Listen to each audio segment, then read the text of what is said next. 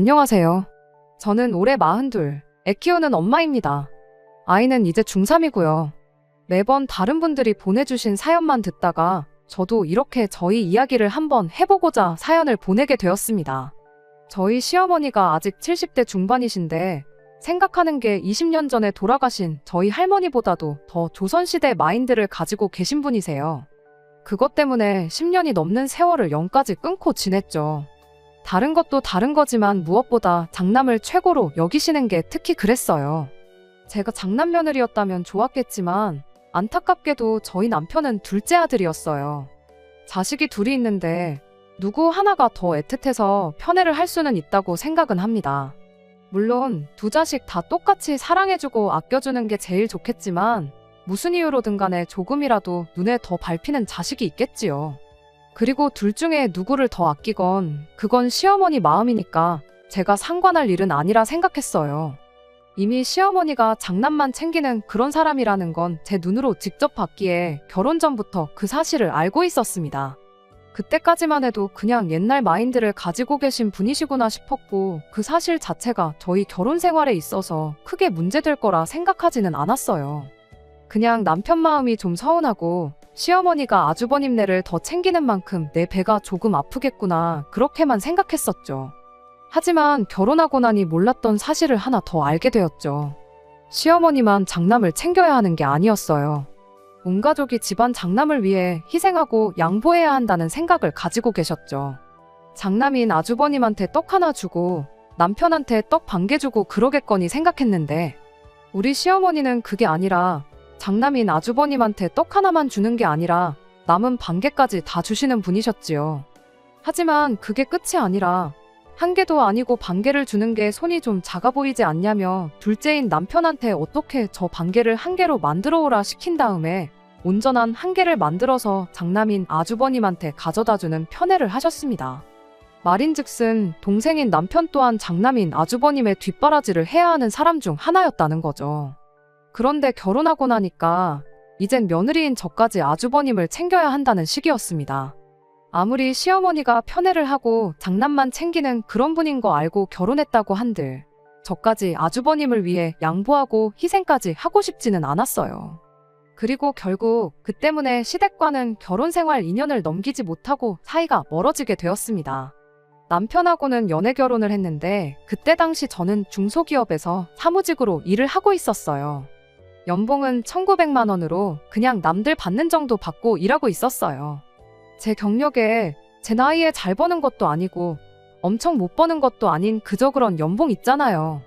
그리고 남편은 당시 아주버님하고 동업관계로 둘이서 같이 사업을 하고 있었어요.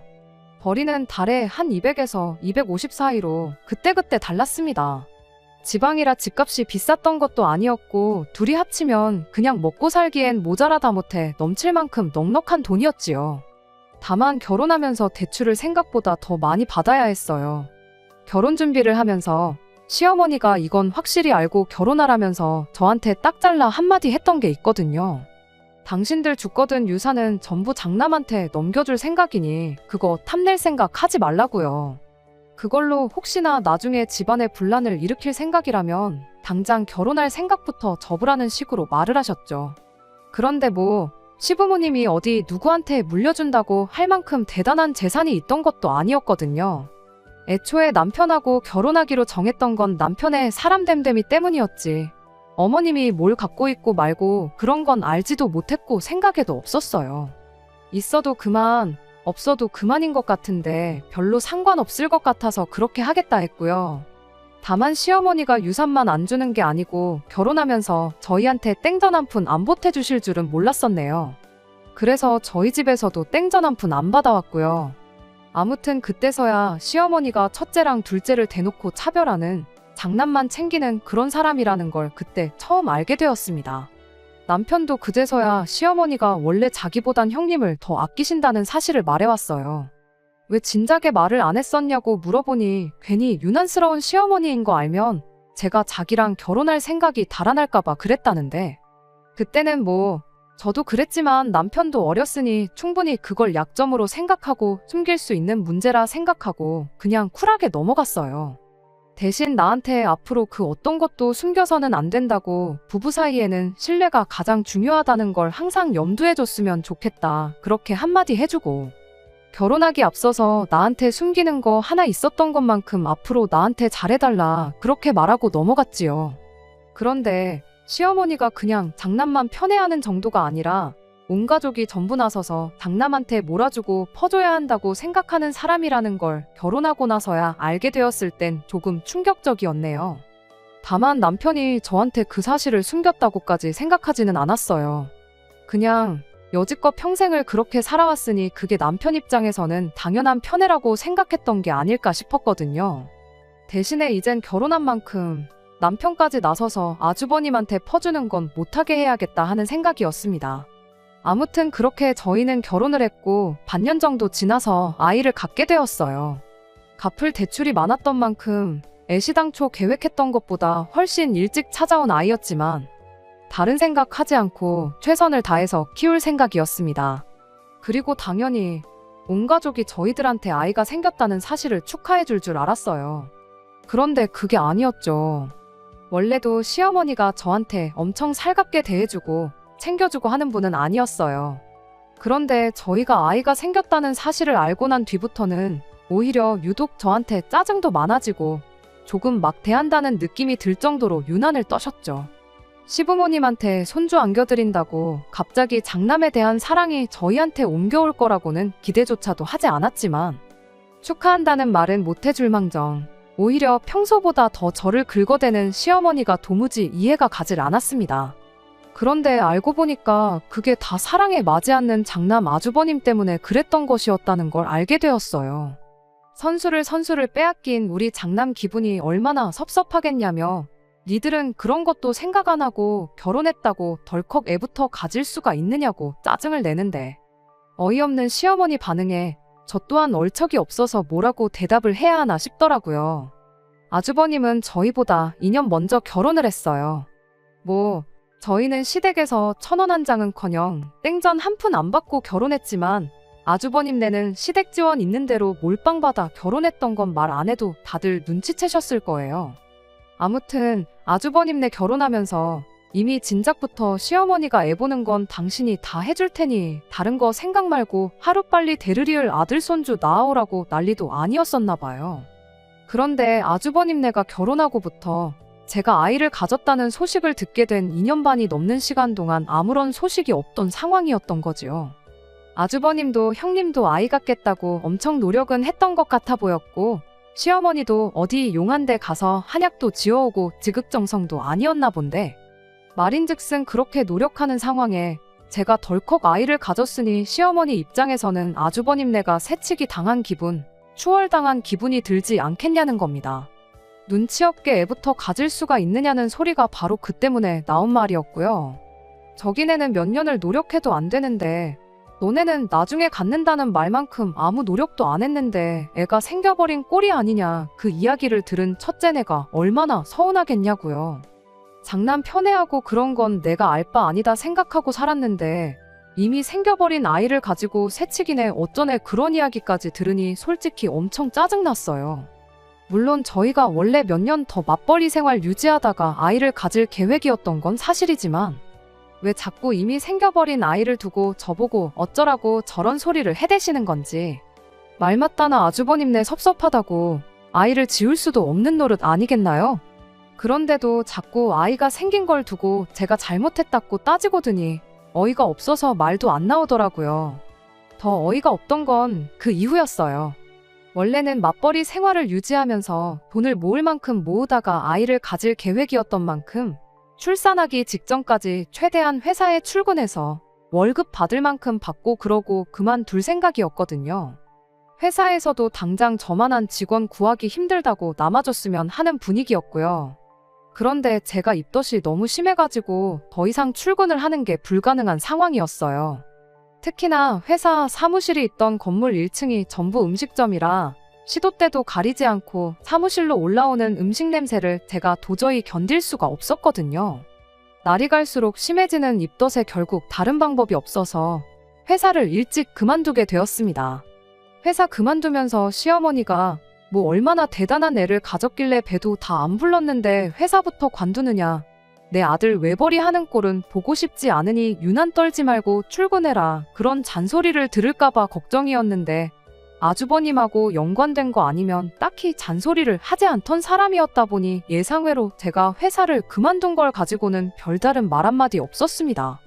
그런데 정말 몇 주도 안 지나서 회사를 괜히 그만뒀구나. 후회가 몰려들어오기 시작했어요. 입덧이 너무 심해서 이거 집에서도 견딜 수나 있겠나 싶었는데 막상 회사를 그만두고 나오니 몇 주 안 지나서 언제 그랬냐는 듯 입덧이 사라졌거든요. 이럴 줄 알았으면 몇 주 고생하고 말 걸 그랬나 싶었어요. 집안일이라고 해봐야 집이 얼마나 넓은 것도 아니고 그나마도 집안일이라고 할 만한 건 남편이 애가 졌는데 무슨 집안일이냐며 그런 거 하지 말고 태교에만 신경 쓰라고 퇴근하고 집에 돌아오기가 무섭게 자기가 할 수 있는 집안일이란 집안일은 싹 다 해놓고 그랬거든요. 남편한테 뭐 어디 인형 눈이라도 붙이고 있어야 되는 거 아니겠냐 했더니 그거 해봐야 얼마나 번다고 그러냐고. 그냥 맘 편히 갖고 뭐 할 생각 말고 그냥 뱃속의 아이만 생각하라고 끝까지 제가 아무것도 안 하길 바랬어요. 그러던 중 형님의 임신 소식을 듣게 되었습니다.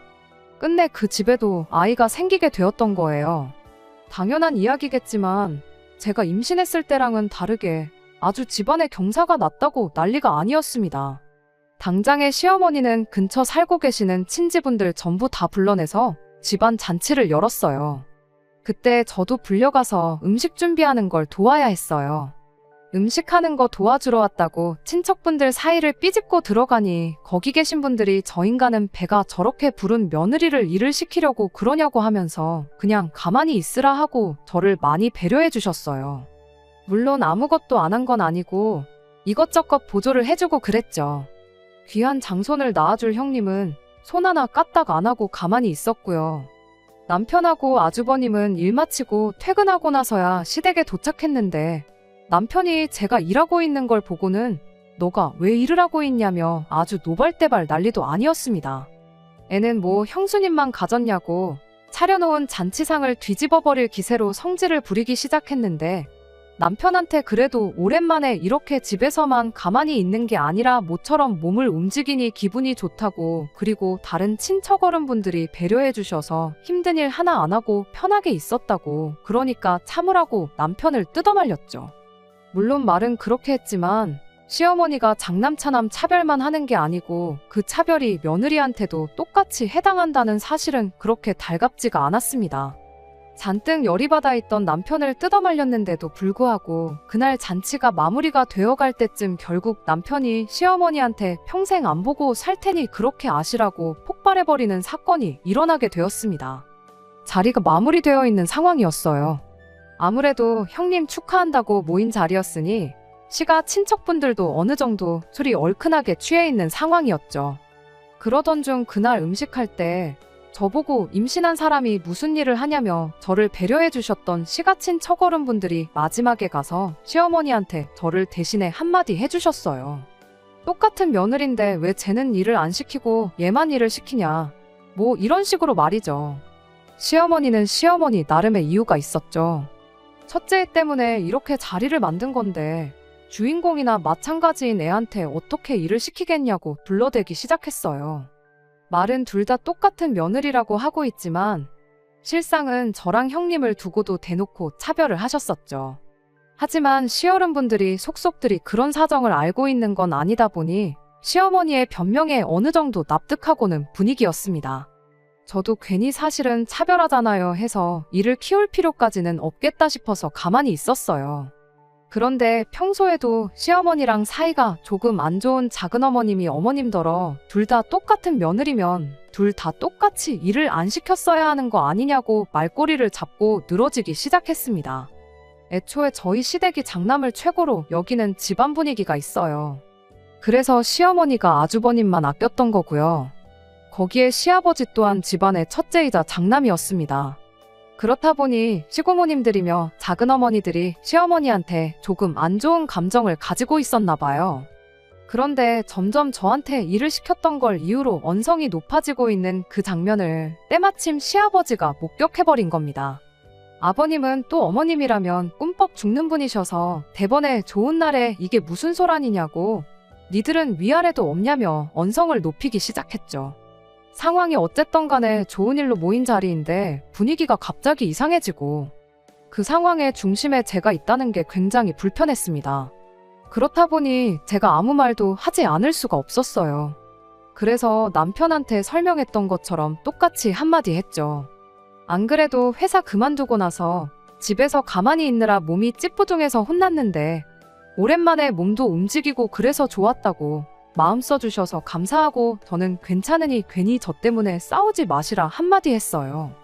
시어머니한테도 단번에 집안 행사 있으면 저만 시킬 게 아니고 형님도 같이 시키신다고 하셨잖아요 하고 최대한 둥글게 상황을 해결하려고 애를 썼는데 시어머니가 그런 저한테 대고 한다는 소리가 참 어이가 없었습니다.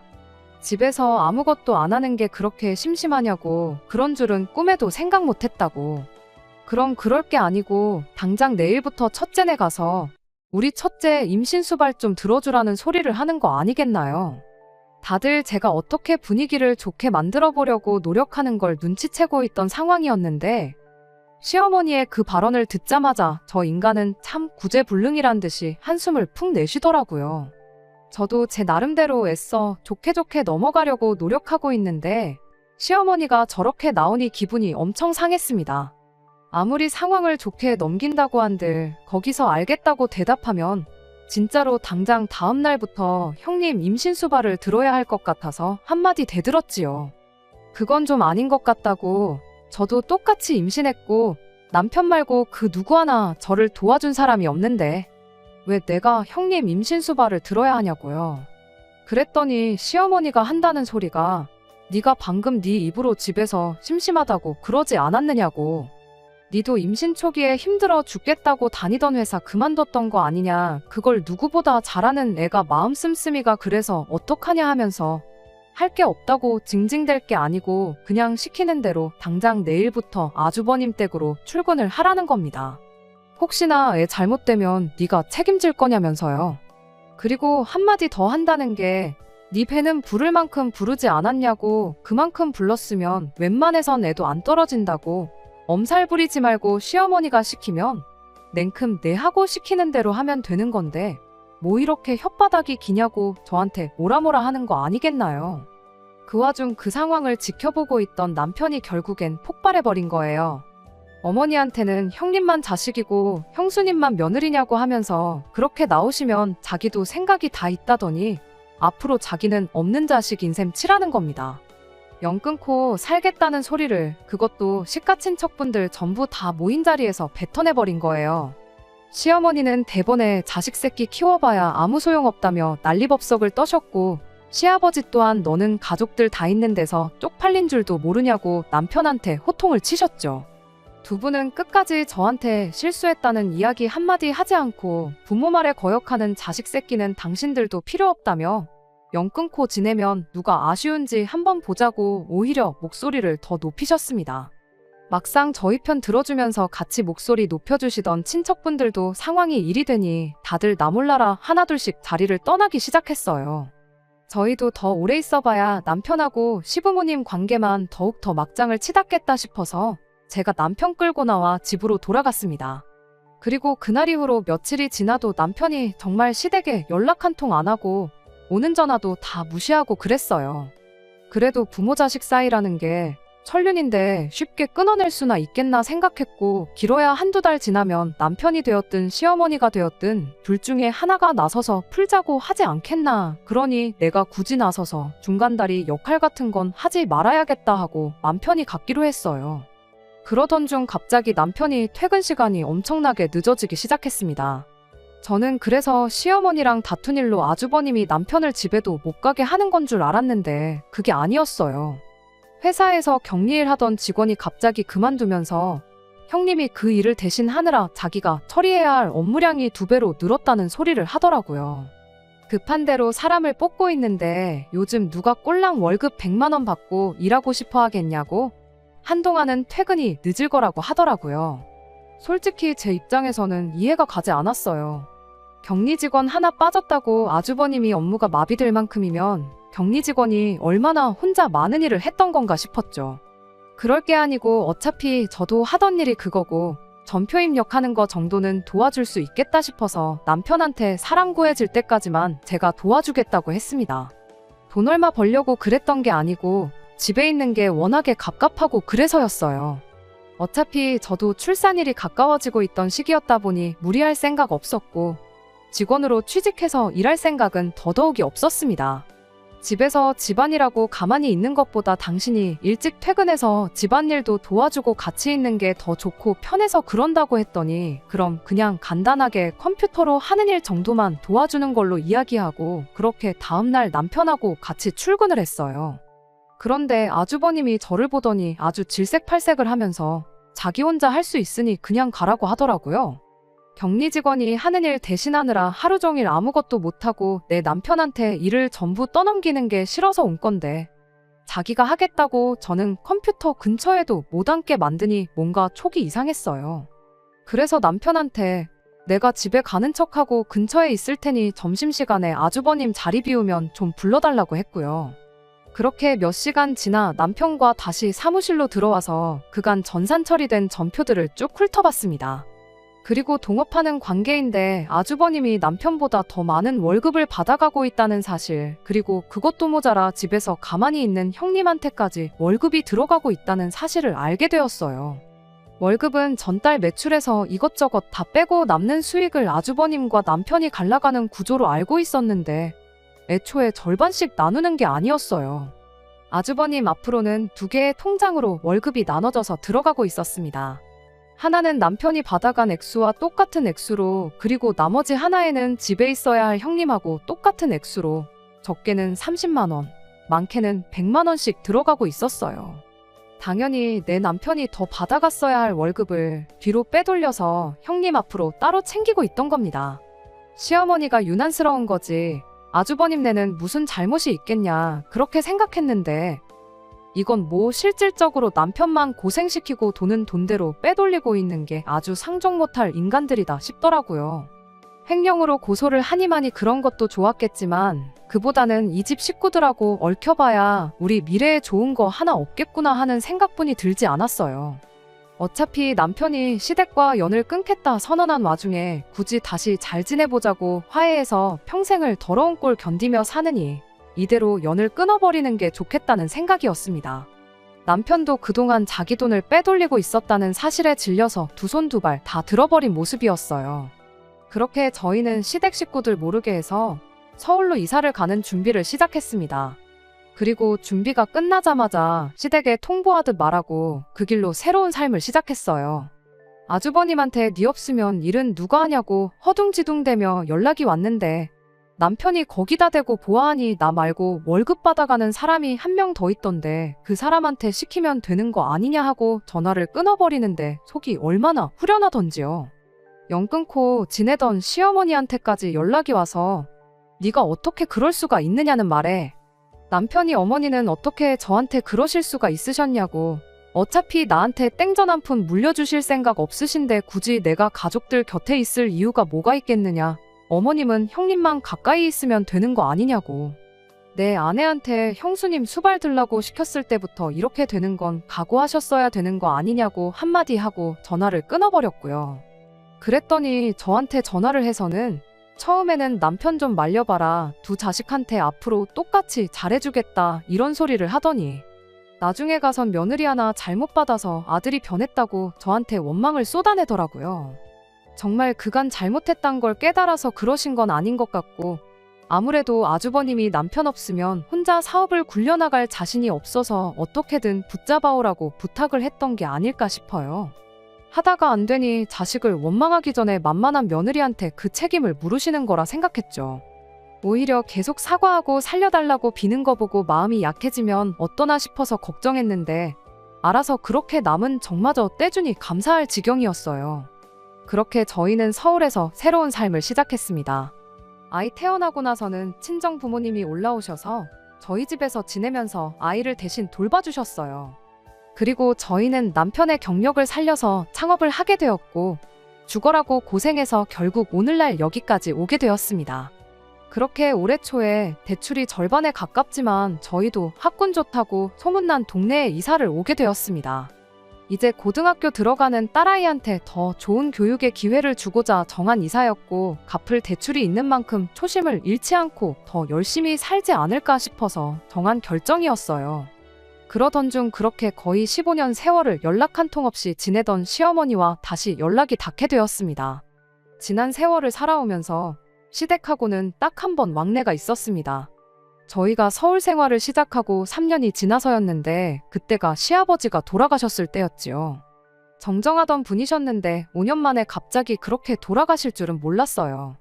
시댁을 떠나오면서 저희 연락처를 알려준 적이 없었고, 시댁에서도 저희를 장례식에 부를 생각이 없었는데, 어떻게 남편의 고향 친구들이 나서서 남편을 수소문해 아버님의 소식을 전해줬던 겁니다. 사실 그때는 남편이 많이 힘들어 보였어요. 암만 평생을 두고 아주버님과 차별을 했다고 한들 남편한테는 하나밖에 없는 아버지잖아요. 차별받는 순간에나마 남편한테는 분명히 아버님과의 좋은 추억이 있을 텐데, 그런데 그렇게 건강이 나빠지시고 돌아가시기 직전까지도 남편은 그런 상황을 하나도 모르고 지냈다는 게 자식으로서 정말 몹쓸 짓을 했다고 여기고 살았습니다. 시어머니도 아주버님네도 장례식에 찾아온 저희를 보고는 니들이 여기가 어디라고 찾아왔냐고 아주 난리도 아니었어요. 그날 친척분에게 그간의 일을 간략하게 들었는데 남편이 그렇게 떠나고 나서 아주버님 사업이 휘청이기 시작했다는 겁니다.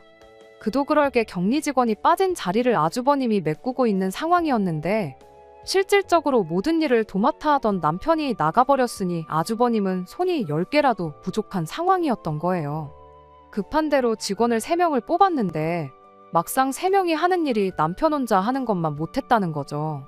물론 그중 1명은 격리 직원이었겠지만, 아무튼 인건비는 인건비대로 나가는데 일은 풀리지가 않지. 인건비로 빠지는 만큼 아주버님 벌이가 줄어들게 되었고, 당연히 뒤로 빼돌리던 형님 돈도 더 이상 챙겨줄 수 없는 상황이 된 거지.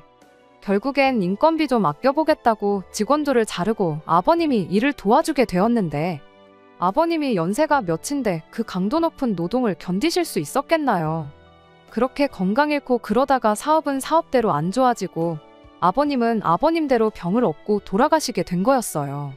남편 책임이 아예 없다고 할 수는 없는 노릇이었다 보니 그 이야기 듣고 한동안 남편이 엄청 마음고생을 했습니다. 말로는 저희 친정부모님을 부모님으로 생각하고 살겠다고 했지만, 가장 가까이서 남편을 보는 제가 봐도 부모님과 사이가 틀어진 것에 대해 후회가 남아있는 느낌을 지울 수가 없었죠. 그렇게 또다시 시댁 식구들과는 연락 없이 지내면서 또 10년의 세월을 보내게 되었는데, 그런데 올해 초에 시어머니한테서 갑작스러운 연락을 받게 되었던 거죠. 연락처는 진작에 알고 계셨어요. 아버님 그렇게 되셨을 때 적어도 이런 식으로 갑작스런 소식은 듣게 하지 말아야겠다 싶어서 제가 아주버님한테 제 연락처를 슬쩍 건네주고 왔었거든요. 그 후로 연락을 주거니 받거니 했던 적은 없었지만 그때까지는 그저 무소식이 희소식이라고 생각하고 살았는데, 아주버님네가 아니라 시어머니한테서 직접 연락을 받게 될 줄은 생각도 못하고 있었어요. 심지어 시어머니가 다짜고짜 서울에 와 있다며 좀 보자는 말을 해오는데 더더욱이 놀랄 수밖에 없었습니다. 직원들한테 잠깐 나갔다 와야겠다 말하고 후다닥 남편하고 어머님이 계시다는 곳으로 향했어요. 무슨 일로 갑자기, 그것도 서울까지 와서 연락을 다 하시나 싶었는데 시어머니가 꼴이 말이 아니시더라고요. 아버님 돌아가셨을 때만 해도 저희가 떠나올 때 그 모습 그대로셨는데 못 알아볼 만큼 살도 많이 빠지신 상태였어요. 시어머니는 저희를 보자마자 눈물을 쏟아내며 잘못했다고 사과를 해오셨습니다. 일단 어머님부터 진정시키고, 그리고 나서 마땅한 곳이 없었기에 어머님을 집으로 모셨지요. 집에 도착해서 따뜻한 차 한 잔 내려드리니 그제서야 어머님이 그간 있던 일을 전부 말해왔어요. 이미 저희가 떠난 순간부터 아주버님 사업은 내리막을 달리고 있었고, 그나마 그동안은 얼마나마 어머님 아버님 재산도 있고 그래서 버틸 수 있었답니다.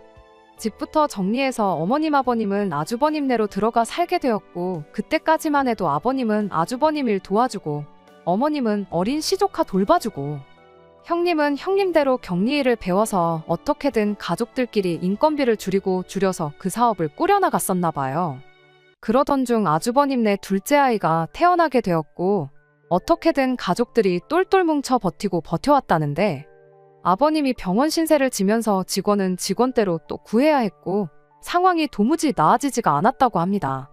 아직도 얼마나마 그 사업 유지하면서 먹고 살고는 있지만 남편이랑 같이 할 때만큼 벌이가 돌아왔던 적이 단 한 달도 없었다고 해요. 그러면서 아버님은 결국 돌아가셨고 어머님은 어머님 나름대로 시조카들 돌봐준다는 명목하에 같이 그렇게 살아왔는데 애들이 클 만큼 큰 상황에 형님 입장에서 시어머니는 그냥 사업에도 도움 안 되고 그저 밥만 축내는 사람 중 한 명에 불과했던 겁니다. 더 이상 물려줄 유산 하나 남아있지 않은 상황이니 더더욱이 형님 입장에서는 그런 시어머니가 짐짝처럼 느껴졌던 거죠.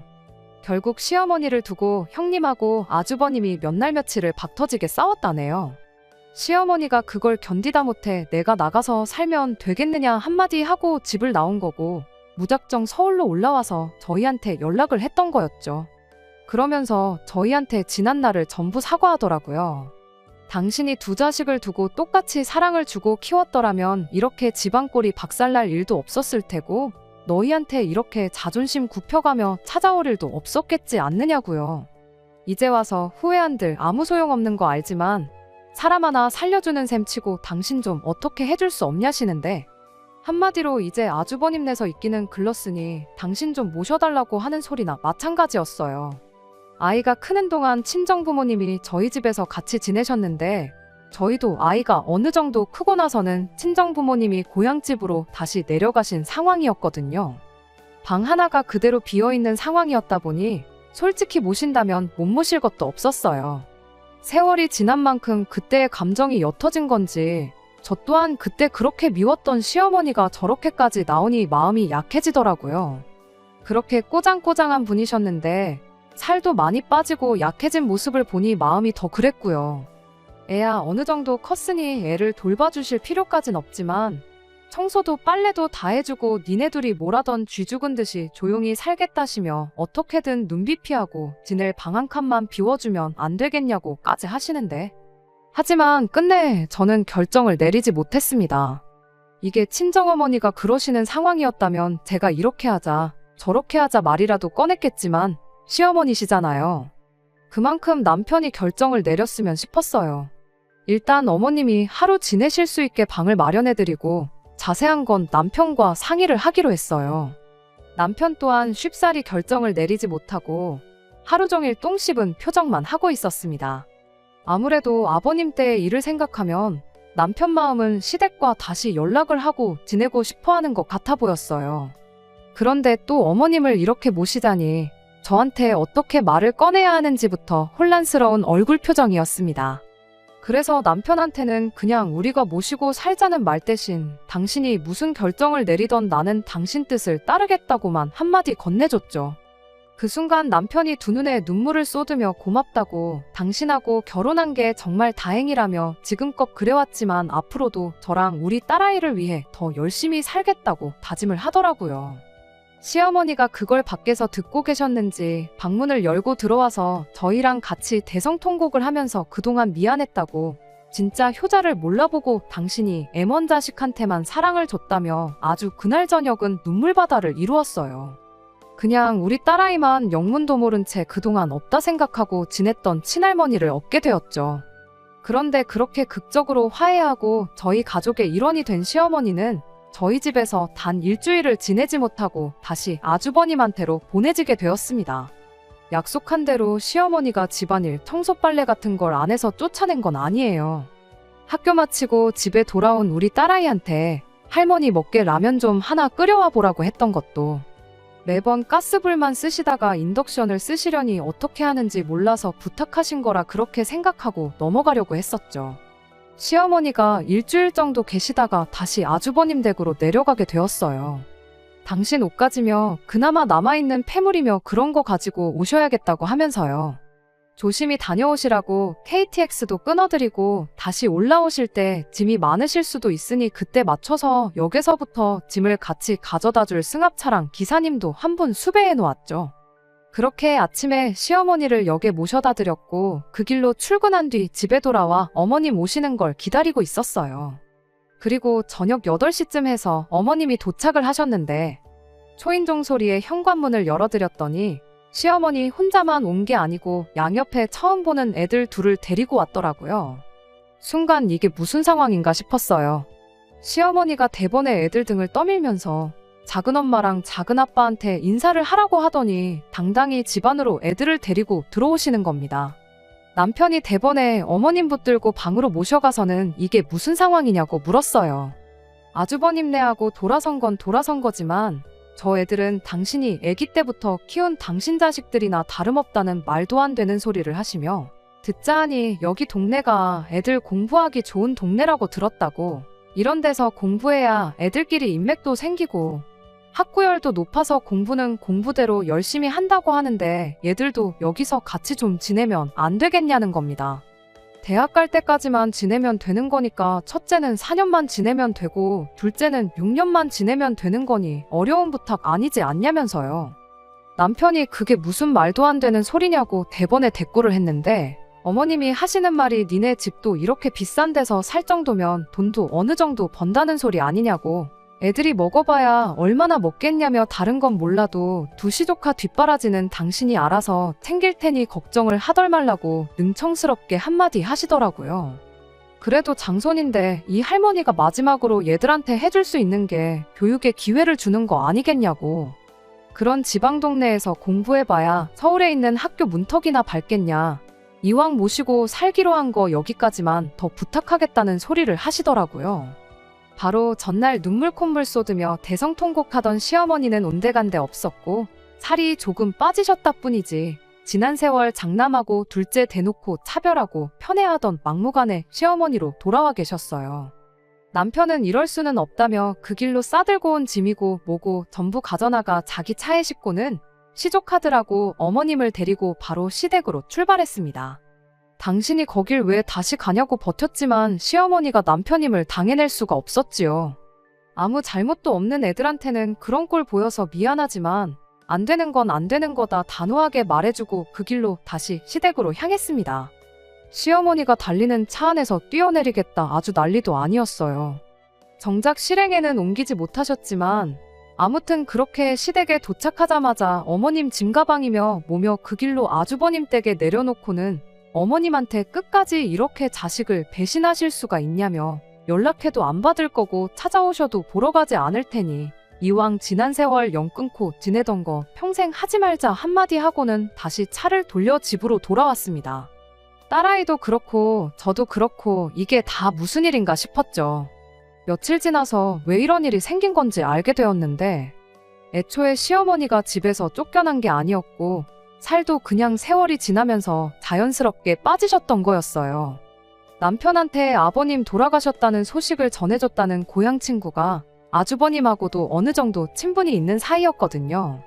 그리고 저희가 올 초에 이사했다는 소식을 그 친구가 알게 되었고 그 이야기를 결국엔 아주버님까지 알게 되었던 겁니다.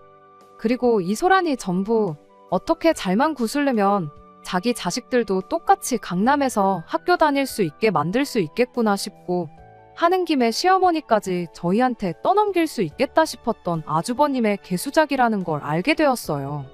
남편이 아주버님한테 평생 받기만 해온 사람이 이제 와서 나한테 뭘 바라냐고 염치 좀 챙기고 살라고 한마디 하고는 아주버님네하고도 평생을 안 보고 지내겠다 그렇게 선언하고 이 사건은 일단락되었습니다. 그리고 정말 얼마 전에 남편의 고향 친구 통해서 시어머니 소식을 전해 듣게 되었어요. 이 사건이 이러나 저러나 애들을 좋은 데서 교육시키고 싶어 꾸몄던 아주버님과 형님의 개수작이긴 했는데 두 사람한테는 이참에 시어머니도 떼놓을 수 있는 기회였구나 생각했었나 봐요.